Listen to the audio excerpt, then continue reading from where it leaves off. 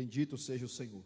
Eu quero convidá-los neste momento para que abram comigo a santa palavra de Deus, a primeira carta de João, no capítulo 4, primeira de João, capítulo 4, faremos a leitura do verso 1 ao verso 6. É um texto curto.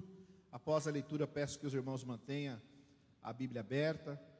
Nós temos o costume de ler a palavra, expor a palavra e aplicar a palavra. Então, os irmãos acompanharão a exposição da palavra do nosso Deus. 1 de João, capítulo 4, do verso 1 ao 6. Nos diz assim a santa, inerrante, autoritativa palavra do nosso Deus. Amados, não deis crédito a qualquer espírito, antes provai os espíritos se procede de Deus, porque muitos falsos profetas têm saído pelo mundo fora. Nisto reconheceis o Espírito de Deus.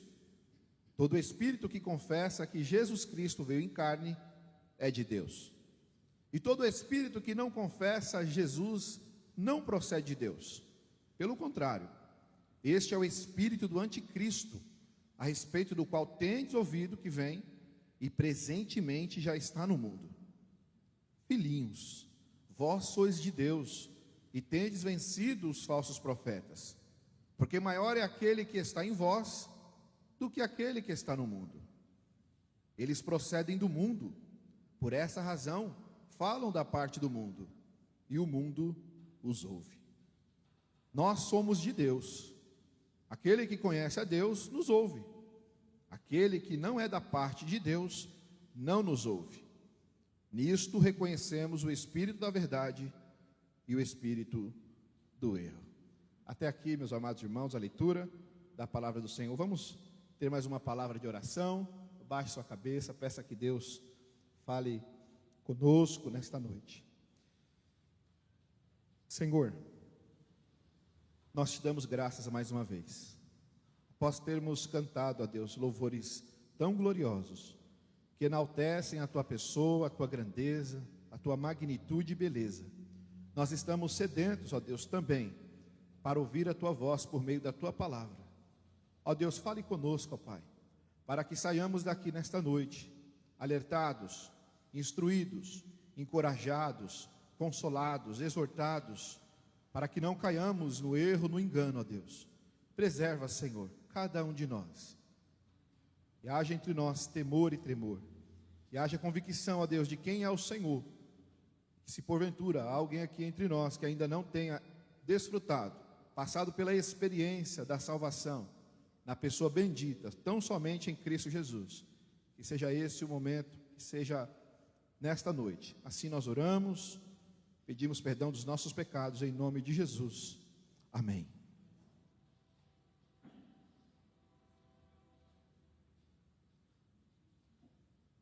Queridos irmãos, eu estava lembrando, poucos dias atrás, sobre uma irmã que eu conheci em Mogi das Cruzes, uma mulher muito crente, serva de Deus, muito piedosa, mas ela tinha um problema. Ela dava credibilidade em tudo que ela ouvia, que ela via, e certamente isso é um perigo para os nossos dias. Já na época dos apóstolos era um perigo, porque os apóstolos sempre ensinaram que nós devemos ter um certo cuidado a não darmos crédito em tudo que ouvimos e que vemos. Devemos colocar à prova. E um desses momentos eu estava conversando com aquela irmã e notei que ela tinha preparado uma mala para viajar. Foi então que, chegando perto dela, disse: que benção, a irmã vai viajar, não é? E para onde a irmã vai? E para minha surpresa ela disse: eu ainda não sei.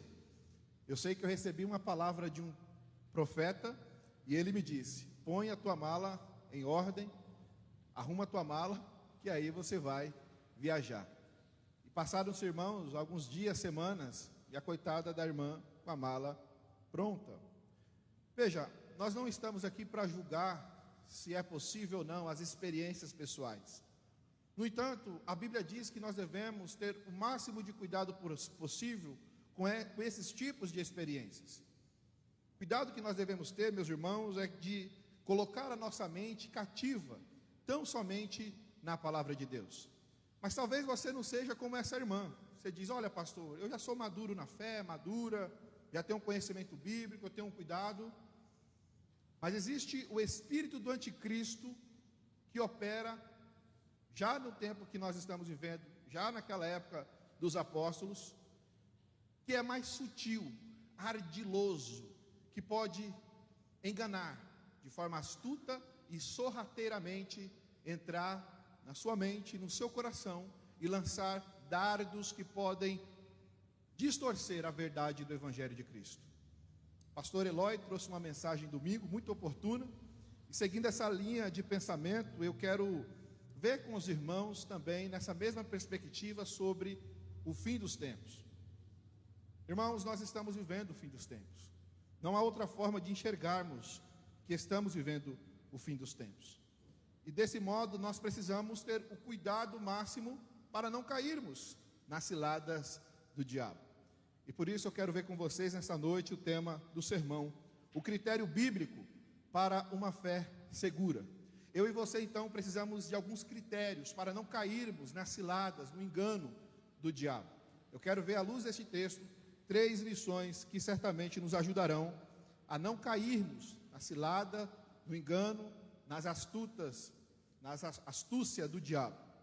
Mas antes, irmãos, de entrarmos nessa questão, esse assunto sobre a volta de Cristo sempre foi um tema debatido na história da igreja. Há quem pense que Jesus voltará antes da grande tribulação. Daí se dá o nome de pré-tribulacionista, porque eles acreditam que Jesus voltará antes da tribulação. Eles têm também a compreensão que Jesus pode voltar a qualquer momento, inclusive agora.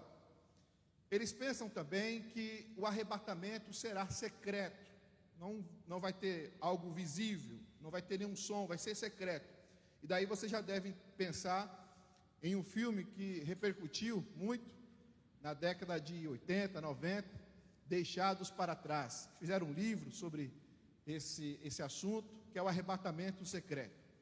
Mas existe uma outra corrente teológica que, ao meu ver, é mais coerente com a Bíblia, que é o que nós chamamos de pós-tribulacionista, ou seja, Jesus voltará depois da grande tribulação.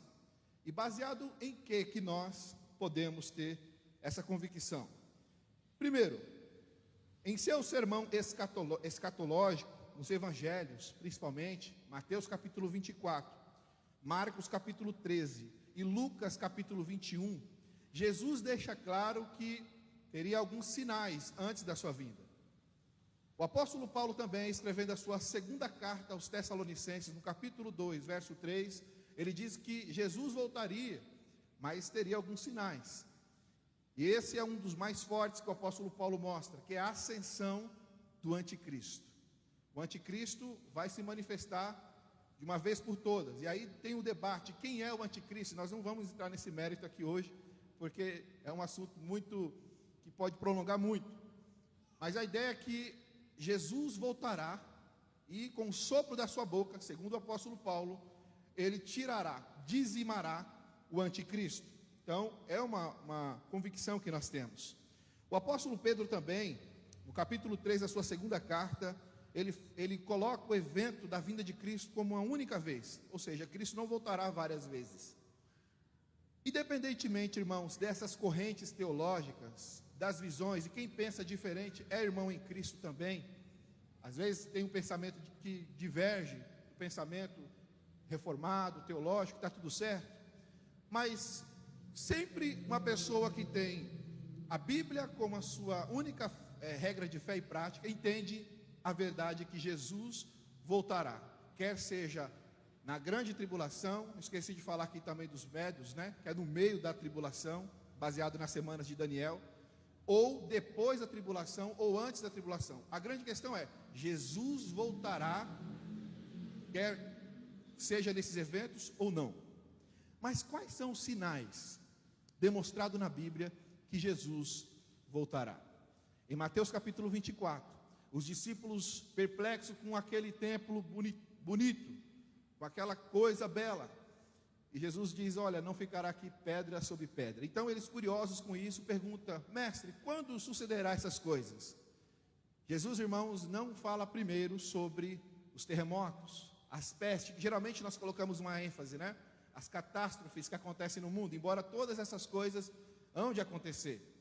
Mas Jesus, primeiro, ele dá uma alerta aos seus discípulos que deve chamar a nossa atenção. Ele olha de forma cuidadosa e diz: cuidado que ninguém vos engane. Esse vai ser um sinal muito forte. E ele diz: muitos virão em meu nome e dirão: eu sou o Cristo. Aparecerão muitos falsos profetas. E segundo nosso Senhor Jesus Cristo diz que eles farão tão grandes sinais que, se possível, enganará até os eleitos do Senhor. O que não é possível, certamente, mas é uma hipérbole, é um aumento daquilo. Então, como nós devemos nos portar diante de um cenário que nós enxergamos que é o fim dos tempos?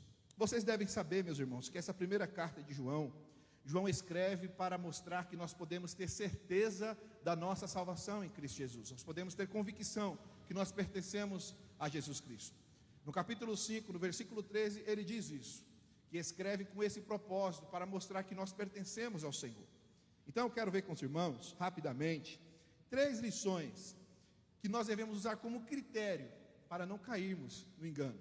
Vocês devem ver nas redes sociais que hoje em dia há uma infestação, né, de pessoas saindo para outros lugares que não procedem à luz da palavra de Deus. Pessoas às vezes do nosso meio, o pastor Eloy pregou sobre isso, deixou muito claro que eles não eram dos nossos, como João diz, não é? Então por isso que eles saem dos nossos. E o texto de hoje também testifica essa mesma ideia. João ainda continua com esse pensamento, estendendo um pouco mais essa ideia, aplicando como nós devemos então nos portar diante desse mundo. Primeira lição que nós podemos tirar então daqui deste texto: precisamos testar se o ensino procede de Deus. Olha que João começa aí da forma como ele começa dizendo: amados, verso 1, não deis crédito a qualquer espírito. Veja, irmãos, aqui nós temos um imperativo, e no grego esse tempo verbal está no perfeito, algo que eles já estavam fazendo. Eles estavam dando ênfase e credibilidade no espírito da época, que na época, nos primeiros séculos, estava muito predominante ali o gnosticismo. Eles ensinavam que a matéria é ruim, né, do neoplatonismo, a matéria é ruim, o espírito é bom. João então, olhando isso, diz: amados, ou seja, é para a igreja, tomem cuidado, acautelai-vos disso, não deis crédito a qualquer espírito. A palavra espírito aqui, meus queridos e amados irmãos, pode ser entendido também como ensinamento, tudo que profere algum ensino. João está dizendo: não deis crédito. Por quê, João? E ele continua: provai os espíritos se procedem de Deus, porque muitos falsos profetas têm saído pelo mundo fora. Irmãos, aqui João está nos convidando a termos um ceticismo saudável. O que é isso, pastor?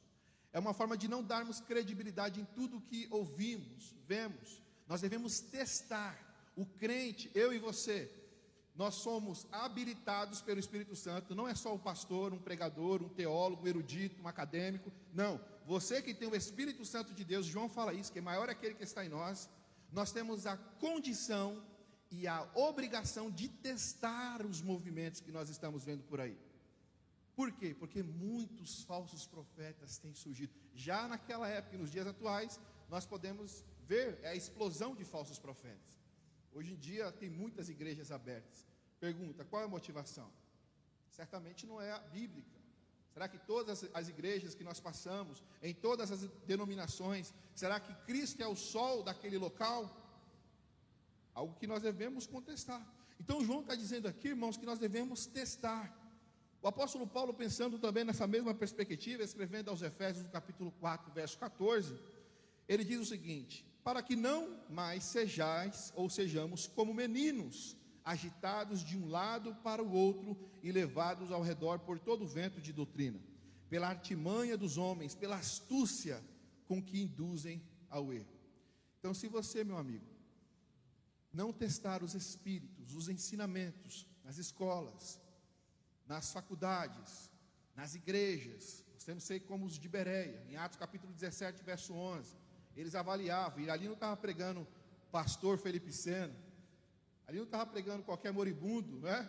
Estava pregando ali o apóstolo Paulo, o autor de 13 cartas do Novo Testamento, o homem que Deus rasgou os céus e mostrou as coisas maravilhosas do céu, um homem de Deus, erudito. Eles ouviam e conferiam para ver se aquilo que Paulo estava dizendo procedia. Então, é um teste que nós precisamos fazer. De qual maneira nós devemos fazer esse teste? Provando. A palavra grega aqui, queridos, provar, é a ideia de, vem de uma palavra da metalurgia, que é a ideia de passar ao fogo, né? Como ourives que vai provar a pureza do ouro, ele passa pelo fogo que cai as impurezas, daí ele tira se aquele ouro é verdadeiro, é puro, é bom. João está dizendo que nós devemos provar também os ensinamentos. Quem quer que seja, irmãos, que ensine, tanto aqui quanto lá fora, nos livros que lemos, quem ouvimos, quem clicamos na internet para ouvirmos, darmos credibilidade, é necessário testarmos, provarmos se aquilo procede de Deus, porque muitos falsos profetas têm saído pelo mundo fora. Agora veja, aqui João já começa nos alertando que é necessário termos conhecimento bíblico. Se nós não conhecermos a palavra de Deus, como nós vamos testar se aquilo procede de Deus ou não? Você tem lido a Bíblia? Você tem nutrido a sua alma da palavra de Deus? Você tem colocado diante dos seus olhos o texto sagrado e pedido ao Senhor, como o Salmo 119 diz: Senhor, desvenda os meus olhos para que eu contemple a tua lei. Se você não faz isso, meu querido irmão, você é presa fácil para o diabo. Não basta só vir aqui à igreja, embora seja importante para nutrir a alma, é crucial na nossa caminhada cristã estarmos aqui, mas é necessário também aplicarmos em nossa vida a leitura diária das Escrituras, porque muitos ensinamentos errados têm surgido, ideologias têm surgido em vários lugares, e se não protegermos tanto nós quanto a nossa casa, podemos dar brechas para esses ensinamentos entrarem em nosso lar, em nossa casa. Algumas vezes nós não nos perguntamos, mas é bom perguntarmos, por que pessoas tão inteligentes que estavam em nosso meio, de repente se apostataram, viraram as costas para o Evangelho de Cristo e abraçaram outro tipo de doutrina?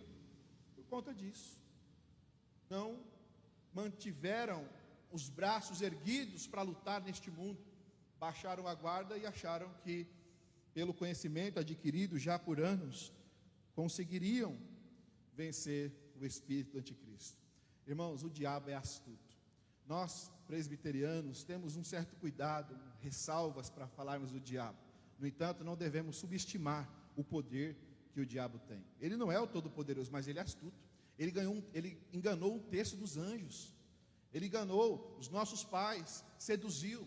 Ele tentou Jesus Cristo, com Salmo 91, verso 11, naquela tentação fortíssima que Cristo recebeu. O diabo, irmãos, não vem sobre nós como nós estamos acostumados nos filmes, com aquele chifre grande, um rabão vermelho e um garfo de 2 metros na mão.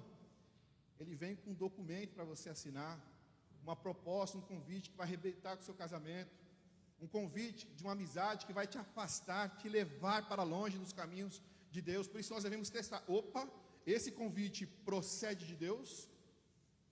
Isso que eu estou fazendo procede de Deus? É um teste que nós devemos fazer. Por isso que João está dizendo: amados, e um termo aqui, irmãos, bem amoroso. Tomem cuidado, não continuem acreditando nisso, coloquem à prova, porque esses espíritos precisam passar por isso, porque muitos falsos profetas têm saído pelo mundo afora. Então, primeiro, testar. Segunda lição que nós podemos tirar desse texto: agora nós podemos identificar se o ensino procede de Deus. A didática homilética aqui é bem tranquila. Primeiro nós testamos, é como um perito, alguém, um profissional da área. Você tem certamente a sua área, você vai analisar aquilo. Você foi treinado, você estudou para aquilo, você vai olhar e você vai bater o olho e você vai saber, né? Vamos dizer, um médico. Chega um paciente, ele vai passar por uma consulta, o médico vai, antes de dar o diagnóstico, ele precisa examinar. Precisa ver o que está acontecendo, para depois dar o diagnóstico. E depois de examinado, dar o diagnóstico correto, que é identificar se o ensino procede de Deus. Olha que maravilhoso o verso 2, como João continua: nisto reconheceis o Espírito de Deus. Como, João? todo espírito que confessa que Jesus Cristo veio em carne é de Deus. Lembra que eu falei do gnosticismo que predominava no século I? Era muito forte, ensinava que Jesus não podia vir em carne, não podia ter matéria. João combate isso, dizendo: opa, não, o Verbo se fez carne, habitou no meio de nós, e vimos a sua glória, a glória como do unigênito do Pai, cheio de graça e de verdade. Nossas mãos o apalparam. João deixa claro que Cristo veio em carne. Então, o gnosticismo naquela época distorcia a pessoa de Cristo. E hoje, como o espírito do anticristo atua? Ele quer roubar, substituir Cristo da nossa vida, ou colocar Cristo e mais algumas coisas. É um teste e nós vamos agora identificar, procede de Deus, Cristo e as obras. Alguns não negam Cristo, mas colocam Cristo e as boas obras. Não pode proceder de Deus, porque o apóstolo Paulo, escrevendo aos Efésios, no capítulo 2, verso 8, diz que pela graça sois salvos mediante a fé. Isso não vem de vós, é dom de Deus, não vem de obras, para que ninguém se glorie. Nós não podemos ter obras aceitáveis diante de Deus, no sentido de conquistarmos o coração de Deus pela força do braço. Não é à toa que Isaías, escrevendo no 64 capítulo 64, verso 6, ele diz que as nossas obras são como trapos de imundícia perante a Deus, porque Deus exige de nós perfeição. Então, pelas nossas obras, nós não temos essa condição. Cristo, Maria, não pode. 1 Timóteo capítulo 2, verso 5, o apóstolo Paulo fala que existe só um Deus e só um mediador entre Deus e os homens, Cristo Jesus o homem. Então, essas doutrinas, João está dizendo, vai predominar de forma muito grande, vai tentar roubar você, vai tentar seduzir você. Às vezes ele não vai querer tirar Cristo de você, mas talvez colocar um ídolo no seu coração. Pode ser família, pode ser emprego, e vai roubando o seu tempo com Deus. O espírito do anticristo, irmãos, já atua. Alguns vão dizer que no final dos tempos o anticristo vai ter a personificação de Satanás, coisa muito forte. Teólogos como o reverendo Leandro Lima, que é a área dele em Apocalipse, ele fala isso. Vai ter a figura dele de forma clara, mas o espírito do anticristo, o sistema já opera muito forte, e ele quer infiltrar dentro das igrejas, quer colocar outras questões, Cristo e a tradição, Cristo e os teólogos, Cristo e mais alguém. Não, só Jesus Cristo é o Salvador. Não há ninguém que pode nos arrebatar do império das trevas, que é um império muito forte, e nos colocar no reino do Filho do seu amor. Só Jesus Cristo. Não é à toa, queridos irmãos, que a Bíblia é cristocêntrica. Por isso que os nossos louvores são cristocêntricos. Aqui nós não exaltamos o homem, não exaltamos as obras, nós exaltamos a Deus, na bendita pessoa de Cristo.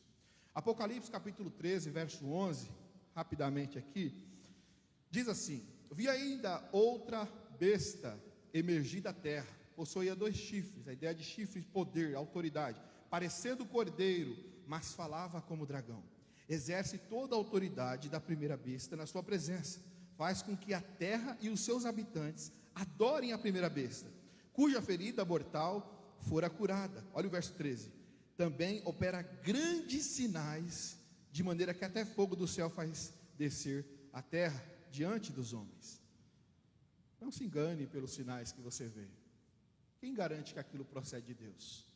Às vezes, eu já vi coisas terríveis, já vi pessoas revelando várias coisas, mas o que está por detrás daquilo?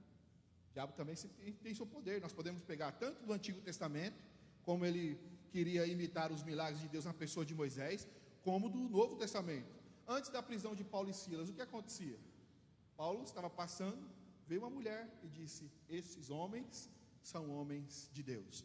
Esses homens são homens de Deus. Aquilo perturbou o coração do apóstolo Paulo. Ele olha para ela e diz: em nome de Jesus, saia dela. O espírito de adivinhação. Então nós não podemos ser seduzidos pelos milagres, pelos sinais externos, porque muitas coisas podem acontecer e não proceder de Deus. A grande pergunta é: Cristo é o centro disso? Cristo é o sol que raia ali? Cristo é o grande fundamento e o único fundamento desse ensinamento? Cristo é a única pessoa a dar felicidade, plenitude, prazer, alegria? Se colocar Cristo em alguma coisa, pula esse lado. Só Jesus Cristo.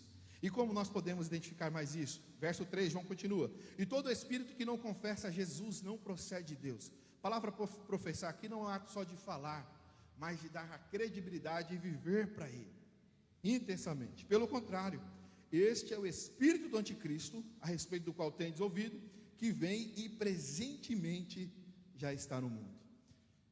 Pastor Jefferson tem dado aqui bons sermões sobre a pessoa do Espírito Santo. Se você não viu, volta lá no YouTube e você pode pegar alguns sermões nesse sentido. E ele falou de forma bem interessante a pessoa do Espírito Santo. Quem é cheio do Espírito Santo?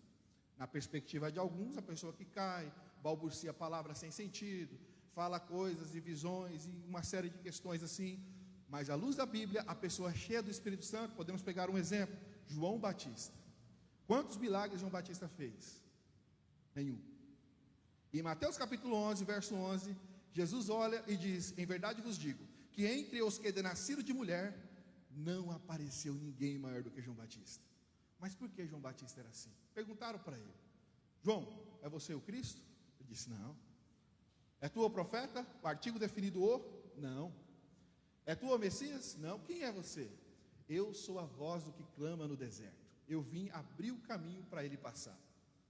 Ele diz: eu em verdade vos batizo com água para o arrependimento, mas vem um que é mais poderoso do que eu, cujas suas alparcas não sou digno de levar. Ele sim vos batizará com o Espírito Santo e com fogo. Em sua mão tem a pá, e limpará a sua eira, e recolherá no celeiro o seu trigo, mas queimará a palha com fogo inextinguível. Ou seja, alguém que aponta para Jesus Cristo. Como nós podemos identificar? Agora, é ver se aquilo tem como finalidade a glória de Cristo. E vocês vão ver o apóstolo Paulo na doxologia de Romanos 11, exaltando a Cristo. Por isso vocês vão ver em Lucas capítulo 2, Simeão, quando pega Cristo nos braços, diz: basta, Senhor, a minha vida já se deu. Cristo é o centro daquilo. Essas pessoas eram cheias de Cristo. Por isso que nós vamos ver, irmãos, pessoas morrendo em nome de Cristo. Por que eles morreram? Por que os mártires morreram? Foram assassinados de forma tão cruel. Por quê? Porque eles tinham Cristo como algo inegociável. E vai chegar um tempo, e eu creio que já chegou, que vão vir propostas para negociarmos Cristo, e muitas pessoas não estão suportando. Agora vocês entendem por que estão saindo? Porque uma pessoa que não tem Cristo como fundamento, ela não fica num lugar onde Cristo é o sol, onde Cristo é o centro. Ela quer Cristo e mais alguma coisa. Ela quer se encher e se empanturrar de coisas que vão além de Cristo. João está dizendo: se não profere, se não tem Cristo como centro, é o espírito do anticristo. Então, primeiro, nós vamos testar, identificar, e agora, terminando a última lição, nós vamos permanecer no ensino de Deus. Testar se o ensino procede de Deus, identificar se o ensino procede de Deus. Lembra do diagnóstico? Nós identificamos, ok, procede de Deus. Agora nós vamos permanecer. É o desafio da santificação, meu amigo. Há uma doutrina muito bonita para nós, que é muito cara, que é chamada da preservação dos santos e a perseverança dos santos, que as duas caminham juntas. Nós perseveramos, mas é porque Deus nos preserva. Agora você entende, meu irmão, por que você não abandona o barco? Por que você não joga a toalha? Você diz: não aguento mais não, esse negócio de crente, não é comigo não. Não é porque você é forte, é porque é o que nós vamos ler agora. Olha o verso 4. Filhinhos, aqui é a palavra de esperança, vós sois de Deus e tendes vencido os falsos profetas. Ou seja, vocês não podem ser enganados, vocês não podem ser seduzidos, vocês não podem ser ludibriados. Por quê, João? Porque eu sou forte, porque eu li as Institutas de Calvino, porque eu li a sistemática de Berkoff, não, olha o que ele diz: porque maior é aquele que está em vós, o Espírito, do que aquele que está no mundo. Ou seja, aquele que está em vós, o Espírito, não nos deixa cair no engano. Ele é quem alumia os nossos passos e vai mostrando os embaraços. Ele vai tirando, ele vai lapidando o nosso coração por meio do sofrimento. Nós não devemos murmurar. É Deus lapidando, é Deus corrigindo, tirando as impurezas. Lembra? Passado pelo fogo, ourives, Deus está purificando o nosso coração e removendo talvez coisas que nós não queremos. É dolorido para nós, mas é uma forma de purificar, porque maior é aquele que está em nós. João usa uma expressão muito bonita, irmãos, que nós chamamos da divina semente, está dentro do nosso coração. Ou seja, o cristão verdadeiro, aquele que professa Jesus Cristo, que tem o Espírito Santo, pode ter segurança da sua salvação. Ele não perde, por quê? Porque Deus o preserva, Deus o livra. E isso deve render glórias a Deus, graças ao Senhor, porque até hoje Ele tem nos sustentado em meio a tantos bombardeios, tantas pessoas voltaram atrás, não é? Talvez sejam pessoas melhores que nós, no que diz respeito à inteligência, ao entendimento cognitivo, à capacidade teológica, acadêmica, profissional. Muitas pessoas viraram as costas. João está dizendo, vocês não vão, por quê? Porque maior é aquele que está em vós. E eles saíram do nosso meio, porque não eram dos nossos, João diz. E agora ele diz, maior é aquele que está em vós. Olha o verso 5, ele vai terminar de uma forma triste, ao mesmo tempo dando esperança para aqueles que permanecem na pessoa bendita de Jesus Cristo. Verso 5, eles procedem do mundo, ou seja, por que o mundo gosta? Por que as pessoas gostam? Porque eles procedem do mundo, é o sistema. Uma pessoa que não ama Cristo não fica no culto desse meia hora, ela quer ficar doida para ir embora, ela não quer ver Cristo sendo exaltado, ela quer coisas para aumentar o seu ego, ela não gosta de ensinamento bíblico, uma coisa cristológica, cristocêntrica, os louvores, a adoração, as orações, rendendo graça. Ela quer buscar outro argumento, outro entretenimento. João continua, eles procedem do mundo, por essa razão, falam da parte do mundo. E o que é o mais triste? E o mundo os ouve. Vocês devem saber que na teologia joanina, nós fazemos sempre a distinção entre, João faz, luz e trevas, mundo e aqueles que pertencem a Deus. João está dizendo aqui de duas categorias, aqueles que servem a Deus, os crentes verdadeiros, e os falsos crentes. Os falsos crentes vão para o mundo, e dão credibilidade no mundo. Irmãos, você já parou para pensar a profundidade disso? Jesus Cristo, quando orou lá em João 17, na oração sacerdotal, Ele intercedeu pelo seu nome. Senhor, preserva-os do mal. Não peço que tire do mundo, porque não dá, nós estamos no mundo, mas os livre do mal. Ele tem te livrado do mal, Ele tem te guardado do mal, Ele tem dado a você alimento sólido para a sua alma diariamente. Ele testifica com o seu espírito que você pertence a Ele. Eu sou do meu amado e o meu amado é meu. É por isso que nós não abandonamos, porque nós temos Cristo como nosso fundamento. Pode vir a tribulação, pode vir terríveis consequências de professarmos Jesus Cristo, mas porque não negamos? Não é porque somos bons, é porque o poder de Cristo opera em nós e na sua igreja. Por isso que a Bíblia diz que as portas do inferno não prevalecerão contra a igreja. E eu penso que portas do inferno ali, a minha interpretação é o fato da morte mesmo. Nem a morte pode arrancar a igreja das mãos do Senhor. Ninguém pode nos tirar das mãos dele. Nem mesmo a morte, que é o pior inimigo do homem. Tombou um gigante, está ali o corpo, mas a pessoa está naquele exato momento, se servir a Deus, desfrutando das gloriosas verdades do Evangelho de Jesus Cristo, na pessoa bendita de Cristo. Irmãos, como é bom servir a Deus, como é bom estarmos guardados na arca da graça, preservados pelo Senhor. E João termina, queridos, dizendo, nós somos de Deus, aquele que conhece a Deus nos ouve, ou seja, a doutrina apostólica. Aquele que não é da parte de Deus, o que acontece, João? Não nos ouve. E aí ele termina, nisto reconhecemos o Espírito da verdade e o Espírito do erro. Nisto nós vamos reconhecer, aqueles que vão perseverar, aqueles que vão ser guardados pelo Senhor, é que vão ter Cristo como seu fundamento. Não importa o que aconteça, não importa o que vier, não importa o convite, se é mais atrativo ou não, nós queremos só Cristo. E a tentação continua, irmãos, é o convite. Eu sempre gosto de lembrar da frase de Billy Graham. Está ali a nossa irmã que está estudando sobre a vida de Billy Graham, nossa irmã Júlia, a biografia. E ele diz que sempre quando há um convite, o crente sofre uma tentação para ir para o mundo, um convite de Satanás, o diabo já tem um barco à sua espera. O diabo já tem um convite, o diabo já tem uma proposta, o diabo já tem uma estratégia para te arrancar da presença gloriosa de Cristo. Quais têm sido as suas tentações e provações, meu irmão? Será que você talvez tenha entrado por essas portas acabado, destruído, desencorajado, cabisbaixo? Lembre-se do sol da justiça que é Jesus Cristo na sua vida.